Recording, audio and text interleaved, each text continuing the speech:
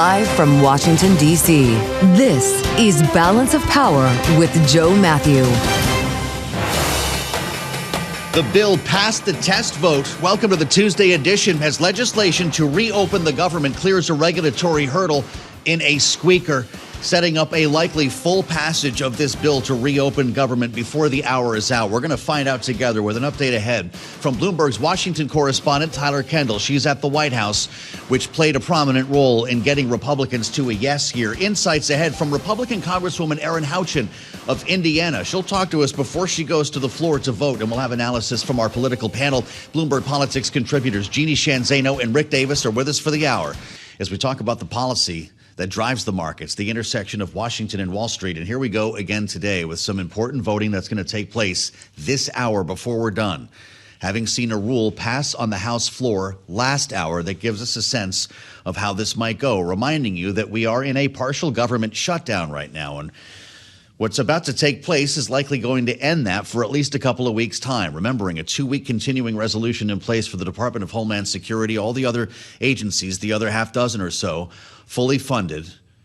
But that 2-week CR on DHS could bring us back to this same point just days from now. President Trump talked to reporters in the Oval Office ahead of his evening on the phone with Anna Paulina Luna and Tim Burchett. He managed to dislodge those 2 Republican votes ahead of the rule. Speaker Johnson flipped 2 others on the floor to get us to this point. Here's the president from yesterday. I spoke with Speaker Johnson. I spoke with Leader Thune. And I think they're pretty close to a resolution. You know, we were at 5.6% GDP, and we lost 1.5 points because of the 42-day shutdown. Think of that. We would have been at 7. Nobody ever saw a number like 7. It's very bad for our country. But despite that, we have the highest numbers we've ever had. I spoke with Senator Schumer numerous times, and I don't think they want to see a shutdown either. Let's bring in Bloomberg's Washington correspondent, Tyler Kendall, who's on a chilly North Lawn right now, waiting for the rest of this to take place. Tyler, it's good to have you back with us. The president has what he likes to call signing time on the schedule for later in the day. Is he expecting to or hoping to sign this bill? Well, he definitely would like to, Joe, because as we've heard from President Trump before, he is hoping to end this partial government shutdown as quickly as possible, as we've already started to see some of the impacts pile up, including the delay to the BLS's jobs report that was set to be released later this week. The thing is, President Trump is personally involved now as these negotiations are heading towards their final vote. As you mentioned, we have already cleared that key procedural hurdle, so this is looking very likely for later on this afternoon. And the president picked up the phone directly, calling some of these holdouts in order to make the deal, because keep in mind, this really was only negotiated between the White House and Senate Democrats, which means the House didn't really have a say in how things ultimately ended up happening. And that's why we started to see some of those last minute wrinkles. And while it looks like there appeared to pass this package now that would fund the majority of agencies through September 30th, the fiscal year, but keep DHS funding only through February 13th, the work is still cut out ahead of them, particularly when it comes to the House, because now we're going to be on this clock, this timeline, only 10 days to reach a deal on full fiscal year funding for the Department of Homeland Security, but also what potential curbs to immigration and customs enforcement is ultimately going to look like, since we know some Republicans, including House conservatives, have balked at some of the demands from Democrats, including new requirements when it comes to warrants and a prohibition on federal agents wearing masks. So, Joe, we should say that we did see some perhaps bipartisan movement yesterday, applaud from both sides of the aisle, when the DHS Secretary Kristi Noem announced that there would be using body cameras on the ground in Minneapolis. But Democrats say they still want to see those changes codified in federal law. Yeah, I'm glad you mentioned all of that, Tyler. We spoke with Senator John Cornyn a little bit earlier today, and he's a non-starter on all of these. He called the unmasking of federal agents an insult to their professionalism, noting, to your point, Kristi Noem is going to have body cameras in place beginning in Minneapolis. Do we know where the administration stands on these other angles? Where's the president on masking? Has he ever said that? This is going to be a critical question. Now, yesterday he was asked specifically about body cameras, and he did applaud that move. But, Joe, we're going to have to see how the contours of a potential deal ultimately come together here, because, as we mentioned, this is a very short timeline. It's going to be hard for everybody to get ultimately what they want out of this. And we know that Senate Minority Leader Chuck Schumer is speaking directly with this White House and is in a pretty precarious position right now within his own party, as he has been leading these negotiations. So we're going to be watching for clues over the coming days on how House Democratic leader Hakeem Jeffries gets roped into this, to see what Democrats in both chambers are going to be willing to compromise when it comes to the future of curbs on immigration enforcement, considering that we know that this is a big pillar of the Trump administration and what Republicans would like to run on as we head into the midterms. It is going to be contentious, no doubt. Well, this is why a lot of Republicans, by the way, were saying 2 weeks was not enough procedurally. I believe it was Patrick McHenry who said on Friday they need a deal by the end of this week to get that done by the end of next week, just the procedural elements that go into all of this. Hey, Tyler, I'm looking at the president's schedule today. He's in the building right now, unless you can tell us they wrapped the meeting with the president of Colombia. No press inside? Do we know what they're doing?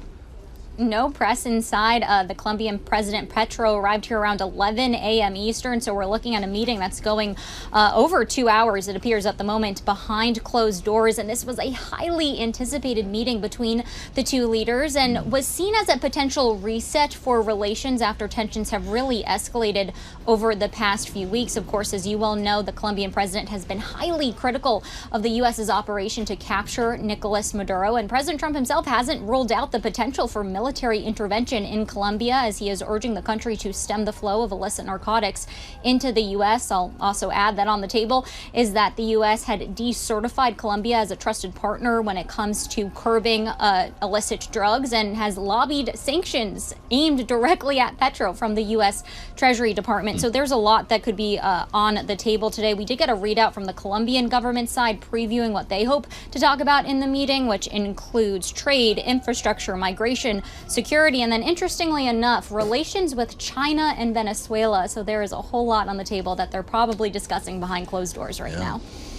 Fascinating. I can't wait to hear about the readout. If they do let reporters in, Tyler will be in the Oval Office, and I'll be deeply curious to follow you in there, Tyler. On the, of course, behalf of our audience, we'll stay close to Tyler Kendall at the White House. The president on Truth Social just last evening, I am working hard with Speaker Johnson, he wrote, to get the current funding deal, which passed in the Senate last week, though he says through the House and to my desk, where I will sign it into law immediately. We heard from Speaker Johnson a short time ago before that rules vote. Here's what he said. We have 2 weeks now to negotiate in good faith on both sides. The White House and Senate Democrats are going to engage in that, but the House Republicans are as well. We have to make sure we maintain the important parameters here. We can't go down the road of amnesty. If the Democrats do insist on keeping the government shut down, their pointless obstruction is going to have no effect on border security, which we have done, we've secured, or immigration enforcement. We bring in a voice from Speaker Johnson's Republican conference. Congresswoman Erin Houchin is back with us, Republican from Indiana's 9th District. Congresswoman, it's good to see you. I know it's a very busy day, so thanks for sharing some time with us here on Bloomberg TV and radio. We understand the vote on the underlying bill will take place before this hour is out. Can you give us a sense of what the timeline looks like here, and are you a yes? Yes, I will. Thank you. I will be a yes vote on the package. I think the president and the speaker have worked very hard to not only get all of our appropriations past the House, but also working with the Senate to try to get this done. I think you'll see here shortly before the end of the hour, you will see that Republicans will be voting for this appropriations measure. We probably will see some Democrats vote for it too, and we will get this bill on its way. Well, it's interesting you say that because I believe, according to my count, not a single Democrat voted for the rule. And I know a couple of Republicans had to change their votes to make that happen. Is that your expectation that once we get to the underlying bill, you'll have some Democrats cross the aisle to vote with you? I do think so, because there are Democrats that have community projects that should be funded through these appropriations bills. So if they vote against the appropriations package, then they would be voting against getting tax dollars back to their own districts for projects that have been on hold for 3 years. So I do think that we will see, certainly the rule is a procedural vote that Democrats universally vote against. If the Democrats were in the majority, you would see Republicans universally voting against the procedural rule. But once a bill goes to the floor, I think they're freer to vote for those things, and you will see us pick up some Democrats. Well, this is how the game is played, right? I'm just curious if any deals were made today, Congresswoman, for better or worse. The Speaker had to flip Andy Ogles and John Rose. Was there anything that was agreed upon that we should know about or that might change the political landscape in this legislation? Not to my knowledge. I certainly wasn't part of those conversations, but I'm glad to see that our colleagues supported the rule. It's an important procedural vote that allows us to move forward on debate and vote on the appropriations package. So we don't like to see our own members holding up our rules. I serve on the Rules Committee.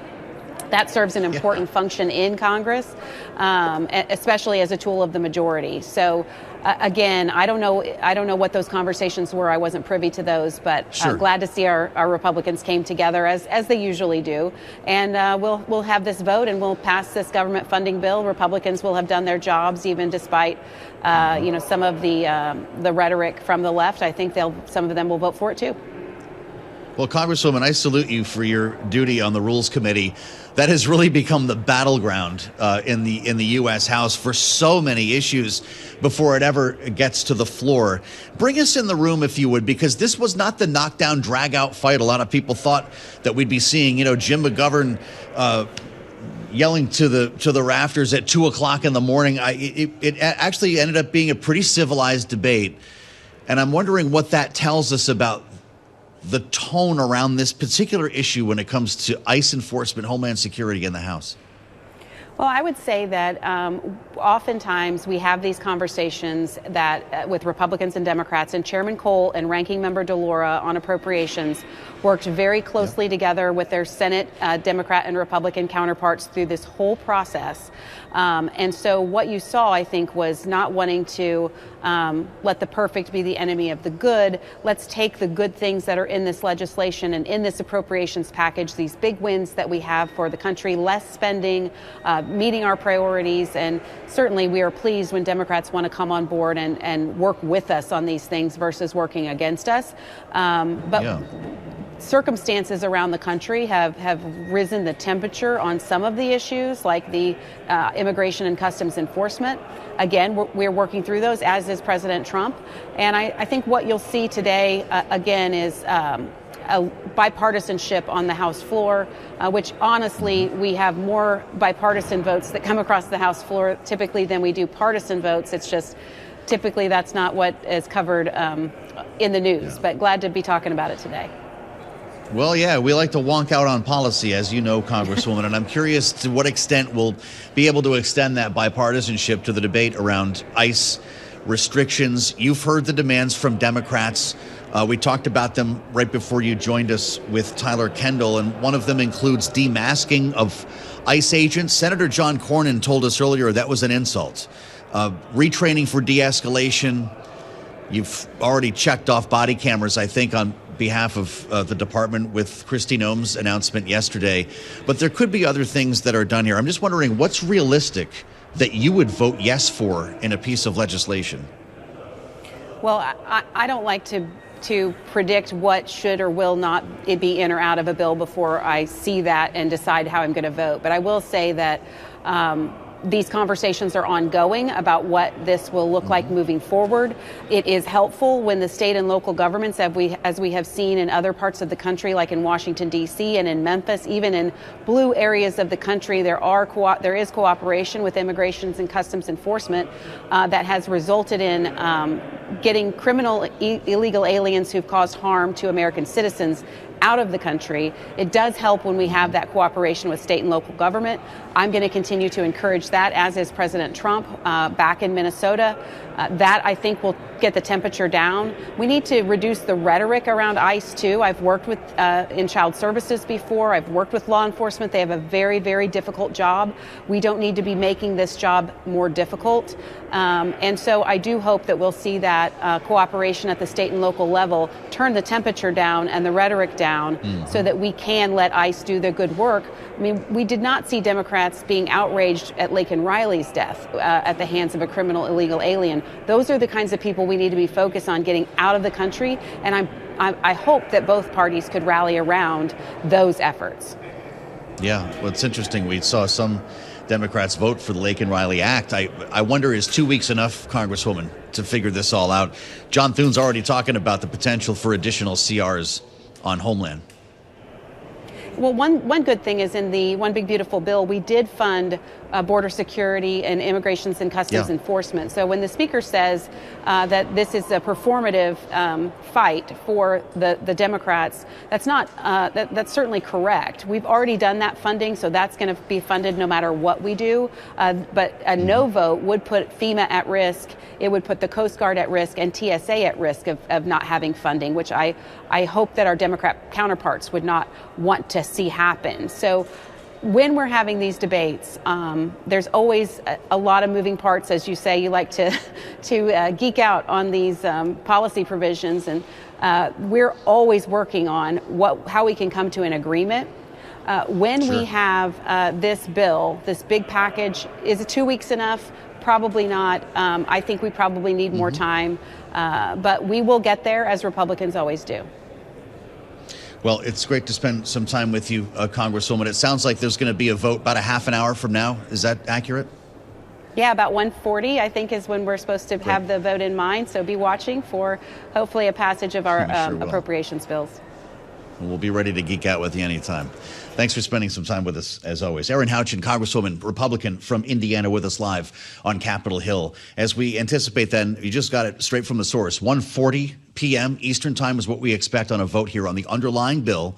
That would mean the president signs, presumably in his signing time a couple of hours from now at the White House. The government's reopened by the time you get home for dinner. So this could happen very quickly here, following a bit of cajoling that needed to happen on the rule last hour. We're going to play this to the panel coming up. Bloomberg Politics contributors Jeanne, Zaino, and Rick Davis are with us as we consider the idea of regular order.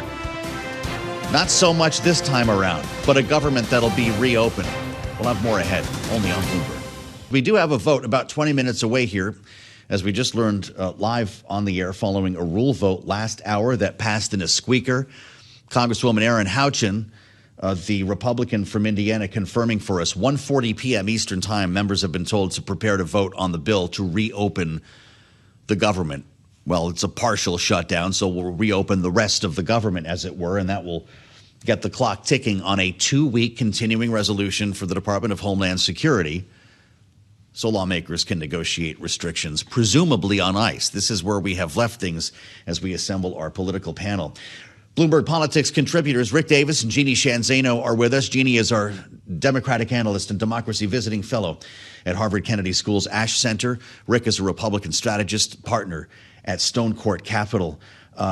You could both weigh in on Bitcoin as you like, but I'm a little bit more curious at the moment about what's going to happen on the House floor, because it does appear that Mike Johnson has the votes. Jeanne, will Democrats help him?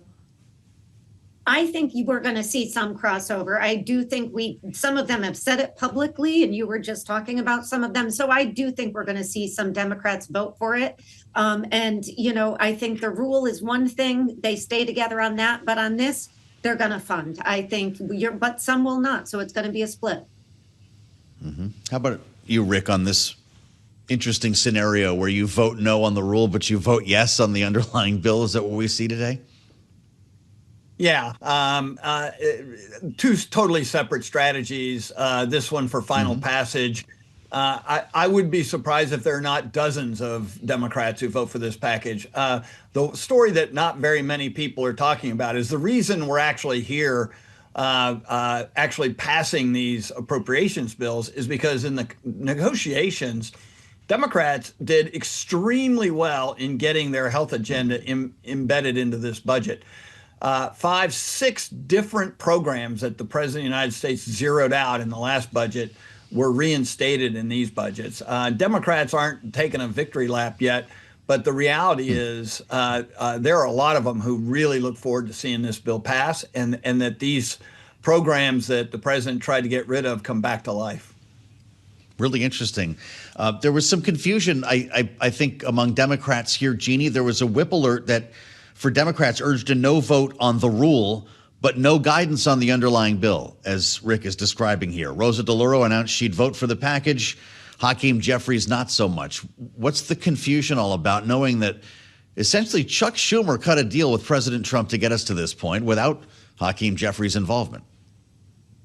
Yeah, I think I think was not a smart strategic move, but they're getting it over the fence, so that's okay. But I think on the rule, it's pretty traditional. They stick together, but Hakeem Jeffries specifically did not whip and did not give any guidance on the actual bill, in part for some of the reasons that Rick was just talking about. And you do have people, and you just heard it in your previous interview, like Rosa DeLauro, who has worked very closely across the aisle in both the House and with her counterparts in the Senate to craft these bills. And then you have other people, including two former members of leadership in Clyburn and Hoyer, who have said, vote for the bill when this comes up. So I do think there's a chance we see 50, 60. It's hard to know how many Democrats who vote for the bill, because these bills have other things in them.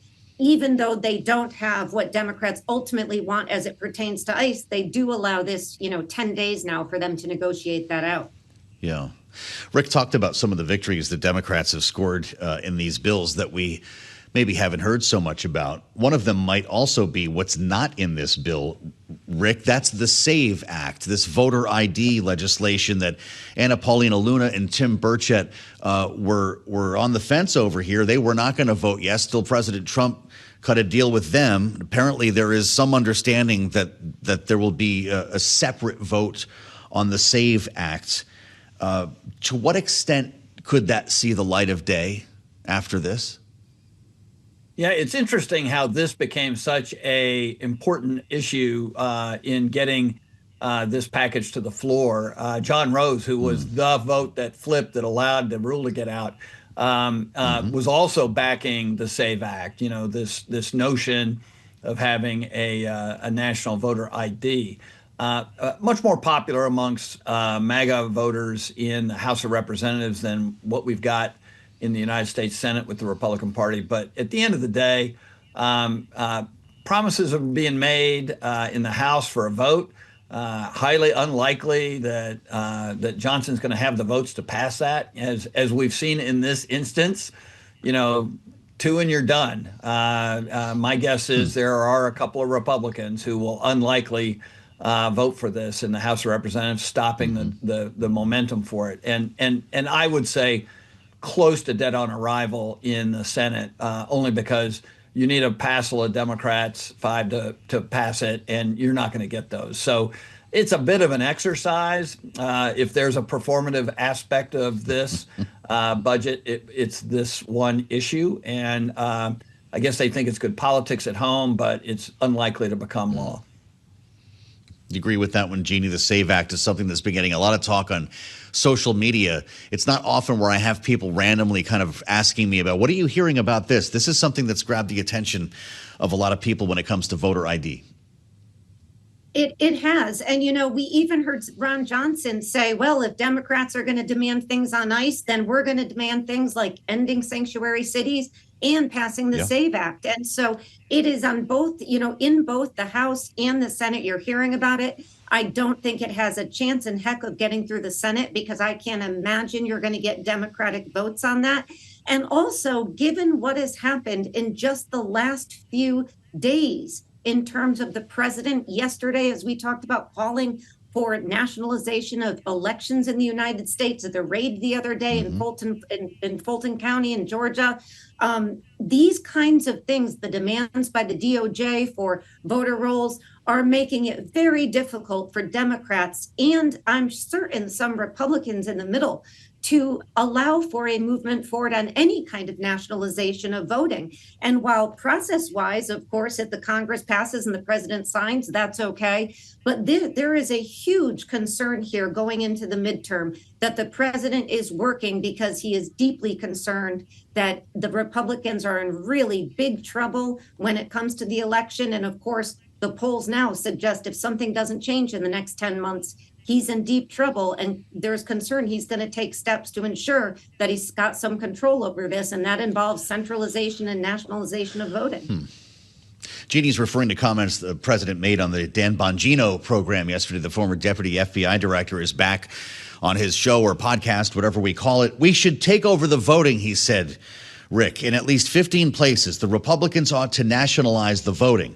This is obviously not something that is out of the conservative gospel when we consider states' rights and, in fact, the United States Constitution. John Thune weighed in on this, Rick. He was asked about the SAVE Act and what the president said about nationalizing elections. He said, I'm supportive of only citizens voting, showing ID at polling places. I think that makes sense, which is what the bill under consideration would do. But I am not in favor of federalizing elections. I think that is a constitutional issue. Did he just put this to bed? Yeah, I think he put it to bed as far as any legislative effort. But you really wonder what this administration is willing to do on its own, right? We've seen them stretch the roles of the presidency to assume many traditionally roles of Congress. And so I don't think that will slow the White House down. They're going to continue to talk about these issues. I wouldn't be surprised that the Fulton County investigation and the DOJ grabbing their ballot rolls, that could likely happen in other places. It's certainly not the only place that the president complained about the outcome of the election in 2020. And look, we've been hearing about this since 2020. I suspect we're going to be continuing to hear about it all the way through 2028. How this can impact the midterms is a little bit questionable to me because it seems too late to actually enact any kind of voting activity that would be considered federalizing the act of voting, which is clearly what the president is attempting to do. Doesn't do him any good if it's after the midterms because he won't be on the ballot, and it will have resulted in probably a negative connotation of voters. I mean, this does have an impact on how people feel about the president, the Republican Party, and voters. And when we turn the party upside down and say one day we're for states' rights, but the next we say we're only for states' rights and states I win, isn't a confidence builder to the American electorate. Spending time with Rick Davis and Jeanne Zaino. There's been one other breaker that came off Capitol Hill today, Jeanne, that I need to ask you about quickly before you go. And that's going to be testimony by Bill and Hillary Clinton. The House Oversight Committee has put dates on it, February 26 and 27. The chair, James Comer, quoted by the Oversight Committee Twitter handle. Once it became clear, he says, we would hold them in contempt. The Clintons completely caved and will appear for transcribed, filmed depositions this month, unquote. The Post says no one is above the law. What will Americans see when a former president, former Secretary of State sit down before the Oversight Committee? You know, I think the Clintons made the right decision. I think they should testify. I think when you are called, you should. And I would hope that James Comer takes as tough of a stand on everybody who has had relationships, as we have seen in the latest dump and the ones previously of the Epstein files, and probably more to come if at least some of the victims have their way. He should be equally as tough on everybody else to be called, including the current president of the United States, who the New York Times said was mentioned in the latest batch, I think something like 4,300 times. So yes, the Clintons should testify, and so too should the other people implicated if Congress indeed is going to be working to pass legislation that pertains to making sure something this egregious doesn't happen again, as it has with the Epstein files and the Epstein issue from start to finish over the last 20 years with 1,000 or more young women who were victimized in this horrific situation. Great conversation, as always, with Rick and Jeanne. Thank you both. Bloomberg Politics contributors Jeanne Zaino and Rick Davis with us here on Balance of Power. We're getting to that magic moment in the U.S. House. As we mentioned, a floor vote is set for just moments from now to reopen the portions of government that have been closed since last week. And, of course, we're going to be considering the future of the Department of Homeland Security. That one is zeroed out. That's just a flat continuing resolution for 2 weeks while lawmakers presumably negotiate new restrictions on ICE. I asked Senator John Cornyn about that negotiation, the Republican from Texas running for re-election, suggesting his opposition to any number of ideas, including removing masks from ICE agents. Listen.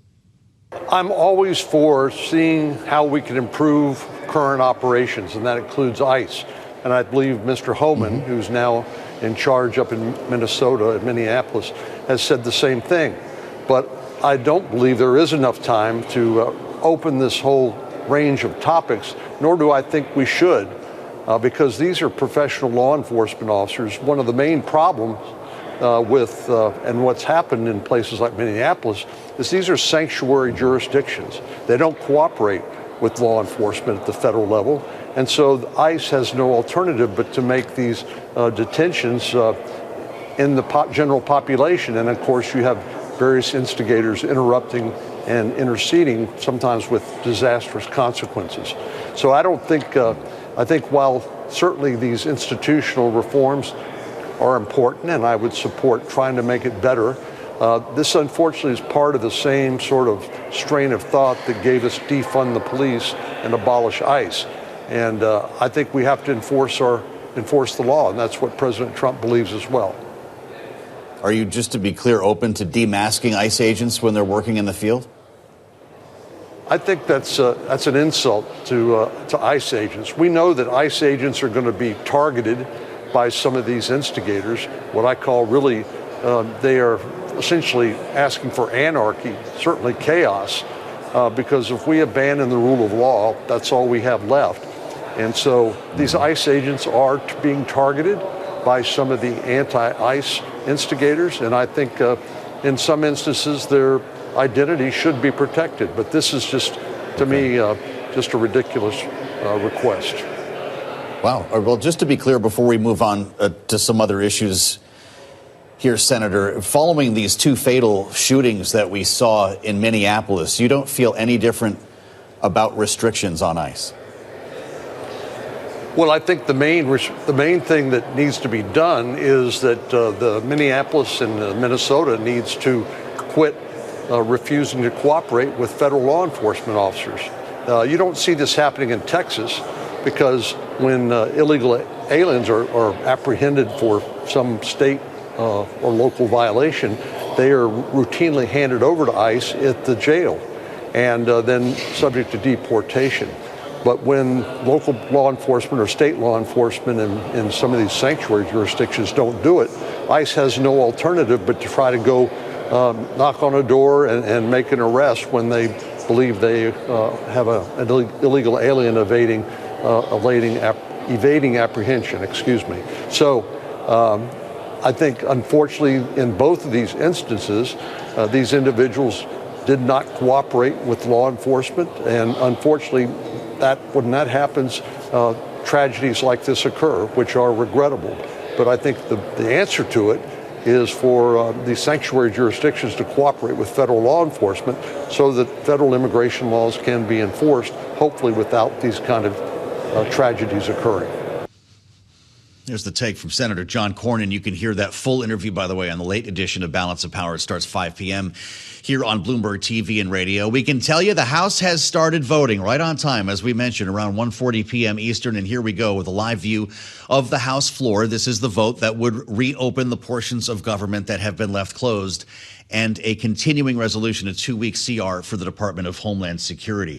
I want to mention, before we compare notes with Jim Messina, and I've been looking forward to this conversation, an important interview that is on the way with the CEO and president of Novo Nordisk, a company, of course, that is in the news today with a major stock move based on its forecast. Mike Doustdar is going to be sitting down with Romaine Bostick and Katie Greifeld. That's about 10 minutes from now. Jim Messina, of course, the Democratic strategist, the brains behind the Barack Obama 2012 re-election campaign, and the founder of Messina Group, is with us in studio right now to talk about this delicate moment in American politics. Jim, it's great to see you.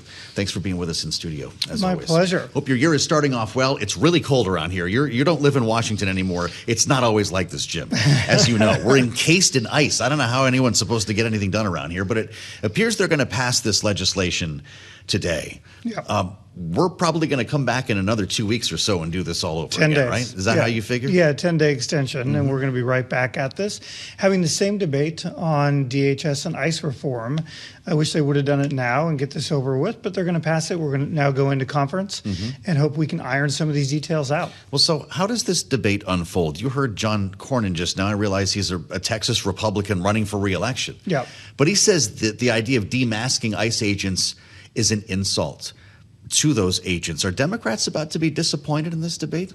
I don't think so. I mean, I think take away the politics, because Senator Cornyn's in a very tough primary, so he has to sound a little more right-wing in his Texas primary. So I get that. But what the country wants, we should go back to what voters want, Joe. And what voters want is some common sense reform. They want the laws enforced. They want illegals to be taken out of our country, but they don't want people to run around without warrants. They don't want people to not have masks. They want body cams. They want what normal police officers have. Normal police officers have body cams and warrants and IDs. Why wouldn't we do exactly the same for ICE? Sure. You just wonder if there's going to be any motion in negotiations when we have a major lack of trust on Capitol Hill and a Congress that's happy to do CRs for the rest of the year. I mean, could we be in a perpetual homeland CR? I mean, if we are, the Republicans are going to lose the House. Yeah. And you cannot, at some point, you have to run for re-election saying you did something. And you and I, who follow this every single day, couldn't pass a lie detector on what the Republican House has done. Oh, wow. That's quite a statement. I want you to listen to the newest member of Congress. Maybe you've met him. Maybe you helped him. A Democrat from Texas named Christian Menifee was sworn in last evening, elected over the weekend in a special, strident in his language about controlling these ICE raids. Here's what he said. You can't take something that was created and has been radicalized to this level, that has harmed so many people, and try to have minor reforms on it in a way that you think is going to protect people. I think that they are far past the line, and after folks are executed in the street, it's time to tear it down. Executed in the street. He said, tear it down to the studs. He used the words, abolish ICE. Is that going to be the mantra, or does that make you worry that it sounds a lot like defund the police? We should not abolish ICE. What we should do is real reform, some very common sense reform that Americans want. And that's really easy to do. You and I could write it out on a piece of paper right now and vote 2-0 and get this thing done. But I don't think abolishing ICE is the Democratic message, nor do I think it should be. You're going to be hearing members of Congress say this. How does that impact the debate as we go through the midterm cycle? This is an issue when it comes to immigration that helped re-elect the president, and it's one that has been dogging his administration right now. Do Democrats run the risk of screwing up the messaging? Well, look, what is true is we're only here right now, to your point, because the president has screwed up the politics. And he's now saying to his party, we got to fix this. His numbers on immigration went from plus 15 in the country now to minus 10. The country does not like what they're seeing on TV. You can't hide from this. And they want some real reform, and there's going to be a political price to be paid to anyone who fights that reform. Yeah, interesting. We're talking about the prospect of nationalizing elections on this program today. No, there's a terrible idea. I never thought we'd have this conversation. I don't think that many Republicans or Democrats would be in favor of it, but the president did float that idea on the Dan Bongino program yesterday. It was kind of interesting that he is talking to his former deputy FBI director following the raids that we saw in Fulton County. I want to be careful here and not paraphrase. Listen to what exactly Donald Trump said about nationalizing elections. The Republicans should say, we want to take over. We should take over the voting in at least 15 places. The Republicans ought to nationalize the voting. And we have states that are so crooked, and they're counting votes. We have states that I won that show I didn't win. What would happen if we nationalized our elections? And do you take him literally on this? Oh, I absolutely take him literally. He really wants to. I mean, he's the guy who said there wouldn't be another election if he got elected, right? So he's been saying this. This is not breaking news. I think what is true is no one wants the federal government involved in elections, including the framers of our Constitution, right? We've been very clear about these are state activities. The state should govern them. The state should make these things, and the federal government ought to stay the hell out of it. Well, but you're a Democratic strategist, and you're sitting on this side of the aisle looking at President Trump begin to dismantle Republican orthodoxy. How do you strategize against that? By pulling the sane, common sense Republicans into the debate. To say this is exactly what we should not do. That's what John Thune said. Exactly right. And you're seeing more and more people join the Democrats and saying, no, this is exactly what we shouldn't do. This is not who we are as Americans. This is not the framers. The only reason you want to nationalize an election, Joe, is if you want to stop elections and if you want to control elections. And our entire system is designed to have checks and balances, to not allow the leader to control his own election. We know what that is. It's called authoritarian government. And I don't think anyone wants that, except for maybe Donald Trump. This isn't pearl clutching then from progressives. They say he obviously the president still believes that 2020 was rigged. He wants to nationalize this election so he can rig it, and he's got his own personal army that we've seen on the streets of American cities like Minneapolis. Because that's what some progressives are saying publicly here. Is that going a little far? Well, what I think is important is to just put aside the politics for a second, just look what he's saying. And what he's saying is he wants to run the elections, which is A, illegal, B, not what the country wants, and C, it's unconstitutional. And so we ought to fight him all the way on this. And it's an issue that will be joined by a bunch of Republicans. You're going to be busy, I'm sure, at Messina Group working on midterm messaging. I don't know if you're doing campaigns or issues. You can tell us about that. What will be a more potent issue for you? Will it be the affordability issue or what we've seen when it comes to ICE and, in this case, the killing of 2 Americans? 1,000 times percent it ought to be the economy. I mean, voters are out there are struggling in this economy. The average swing voter has 2.8 jobs and works, thinks about politics 4 minutes a week. Like, these people are out there suffering, and they want to know what Washington and what their elected officials are going to do to make their lives better. And Democrats ought to hone in on that and stay in that. That doesn't mean we shouldn't talk about ICE. That doesn't mean we shouldn't, fight for what we think is right and common sense reforms.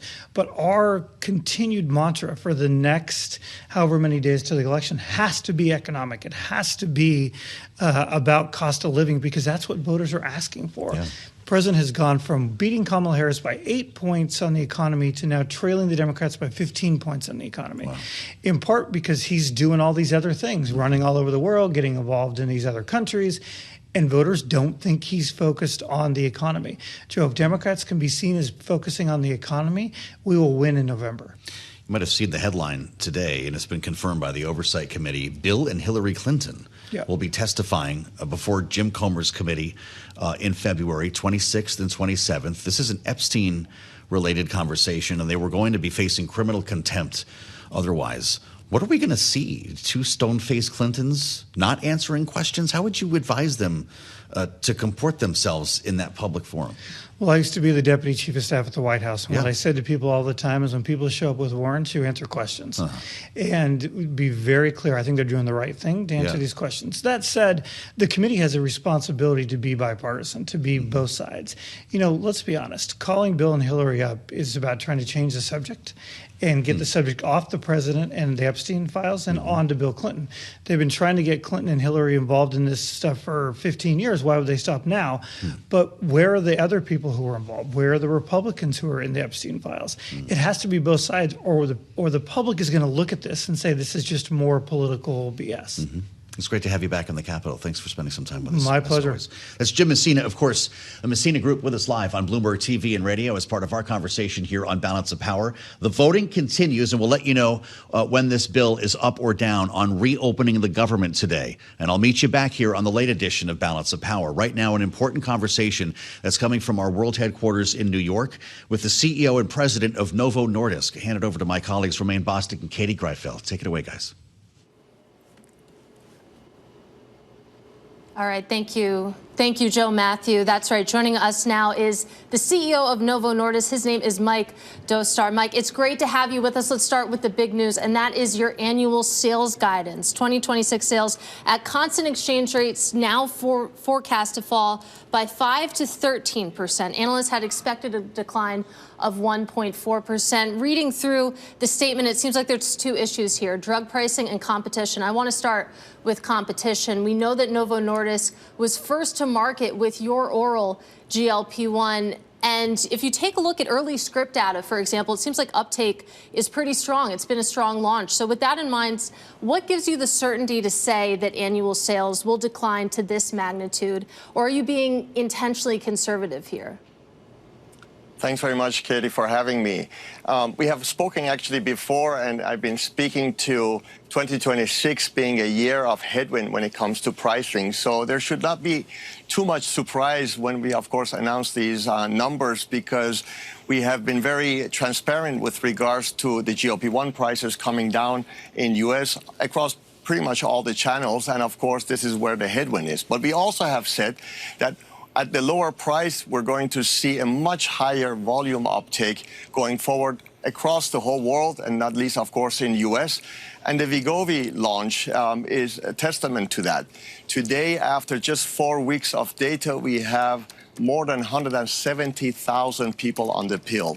This is the most efficacious pill that there is with GLP-1, 17% weight loss, and the customers and the patients out there are really welcoming an affordable pill, which is at the same time very effective. So I'm incredibly optimistic on the future with the market expanding. I hear what you're saying, that, you know, this was well telegraphed, or at least you had tried to, but you take a look at shares right now, the ADR is currently down about 14%. So traders taken a little bit off guard here. I am curious, you know, that range, that forecast that annual sales will fall 5 to 13%. That's a pretty wide range. How confident are you that 13% could be the trough here? Well, the range is typically how we use at the beginning of the year. Our midpoint is what we are aiming at, and the range is not any wider than it historically has been. Of course, I can understand that negative numbers are not good news to the market, but once again, this is something that we had anticipated, and the obesity market is quite dynamic. And the reason the range has its numbers on each end is because so many things can happen. We could, of course, see a much even better uptake of the pill or our injectable business. We could, of course, see the opposite. We have felt that this is the right guidance for the market, and that's what we have done today. Well, Mike, give me a sense, though, as to how prolonged this slump could potentially be. I understand the potential promise of the Wegovy pill and the uptake on that. When does that become enough to replace whatever's being lost with regards to the legacy business? So the problem with price and volume uptake is that prices come down on day one. Volume uptakes is done script by script gradually. We have seen a fantastic volume uptake with our Wegovy pill. As I mentioned, 170,000 patients in 4 weeks makes the Wegovy pill launch perhaps one of the best, if not the best, pharmaceutical launches we have seen in many, many years, if not forever. But on the other hand, of course, we need to change the perception of our Wegovy injectable, as well as, of course, Ozempic. We're doing that with the launch of Wegovy 7.2 milligram, the high dose one, to try and show that actually our products is on par with our competitor in terms of efficacy when you dose that at a higher level. And that will happen in a couple of months from now. And I look very much forward, of course, as those products make it to the market, that the volume uptakes will come script by script, and then eventually it washes out the price declines that we had initially set, and you see that in the guidance. With regards to that pathway, though, and keeping the business going, and more importantly, keeping investors happy, do you need to cut costs in a material way, whether it's headcount or other types of administrative costs, to get things in line? We have always been financial disciplined, and last year we unfortunately had to say goodbye to 9,000 colleagues, mainly because we had foreseen the headwind coming towards us. But having said that, while today you see a negative growth on the financial numbers, I see a lot of positive growth on the other sides of the business. More than ever before, this year we will be producing products. More than ever before. More than ever before, we will be having added patients to our portfolio this year. More than ever before, we will be accelerating and growing our pipeline. So there's a lot of growth into the business that allows us, of course, to continue the investment. Well, I want to talk a little bit more about headcount and specifically some of the management changes that you've been making. Novo recently appointed a new U.S. boss. I take a look. You've also brought in a new product and portfolio strategy lead. Are you done now? Are you happy with the current cast of characters, or should we be expecting more changes as you head deeper into 2026? Well, I'm not going to break news to you today about future changes, but I have to say the world is changing all the time. I am actually very sad and sorry to see two of my good colleagues leave us, but I'm equally very happy that we have been able to announce their replacement, two incredibly good individuals that will be coming on board, and I look very much looking forward to work with them. As we go forward, of course, changes will always happen, but the main aim is to stay focused with our strategy, stay focused with our transformation, progress the pipeline, and on all of those fronts, we're going to do that with many, many good colleagues that we have around the world. Well, Mike, if you do want to break news, we'll give you the microphone. But I do want to talk a little bit more about competition, because I mentioned the oral pill. You were first to market there. Eli Lilly is expected on the scene pretty soon. I mentioned the script data showing that your pill is off to a good start. Romaine and I were also speaking to the CEO of Ro last week. He says that the demand for your pill is beyond what anyone expected. But that being said, I mean, do you expect to see this momentum sustained once Eli Lilly actually comes to market? And how can you keep it going?